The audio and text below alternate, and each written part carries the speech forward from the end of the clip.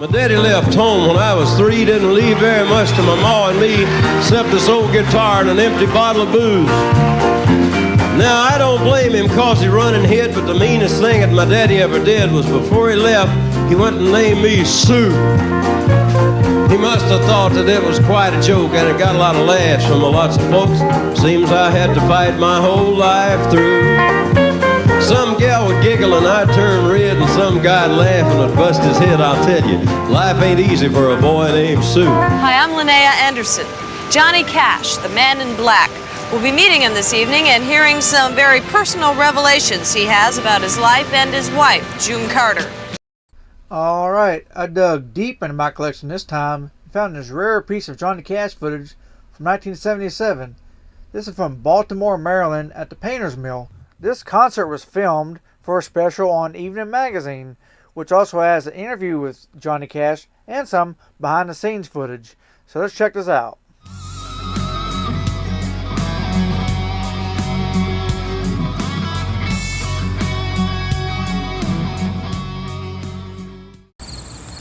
To me, there's something very romantic about train whistle blowing. I think that's true of Johnny Cash.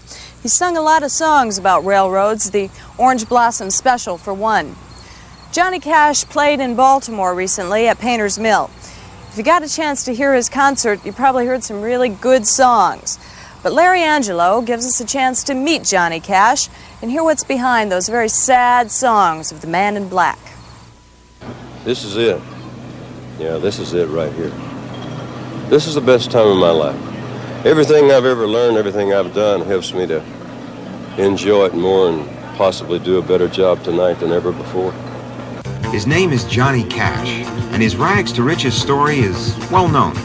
What you might not know about are the problems Cash had coping with success. By the mid-60s, he was a country music superstar, but he was heavily involved with pills. Pills to get to sleep, pills to feel good. They started to take over his life, and most people thought he wouldn't last much longer.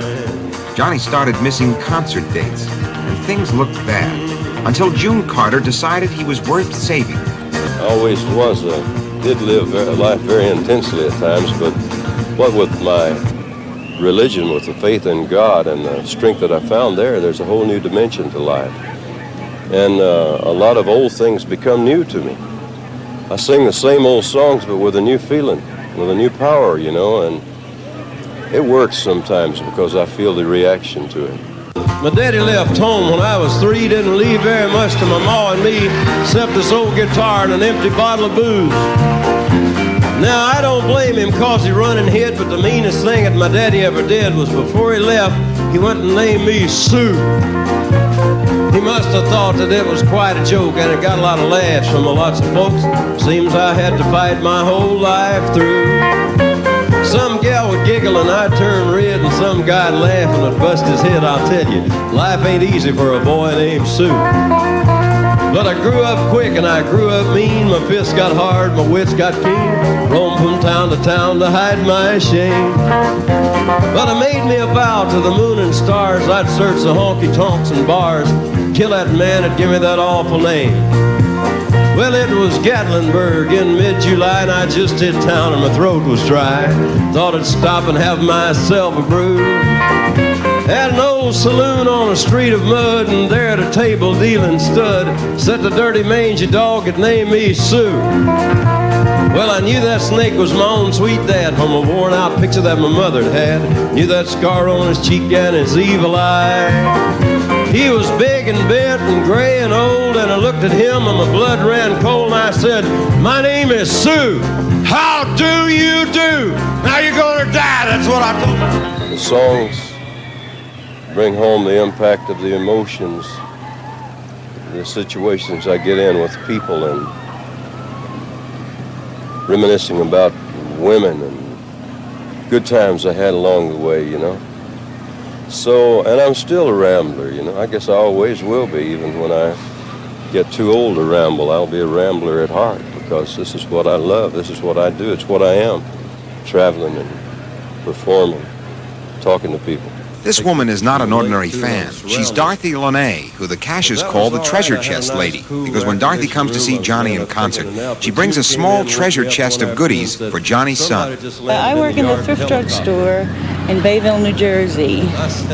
The way it all came about was that I saw the stage show, Johnny and his stage show, and I thought it was just so marvelous, and that he was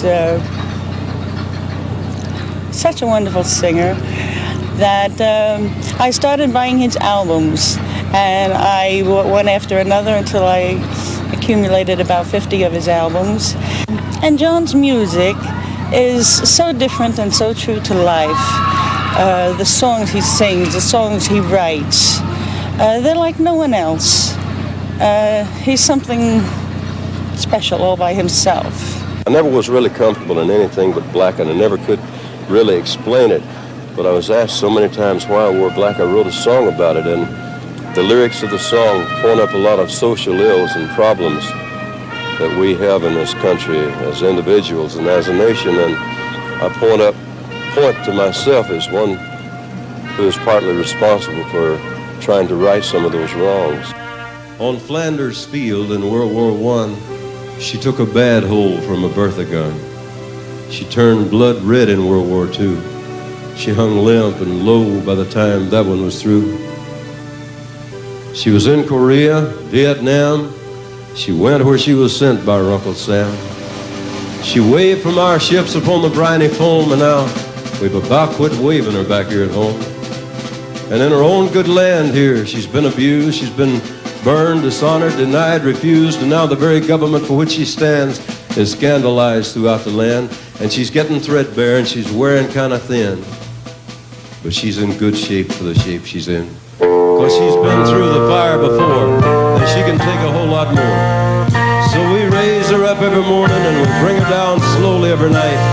We don't let her touch the ground, and we hold her upright. On second thought, I guess I do like to brag, 'cause I'm mighty proud of that ragged old flag.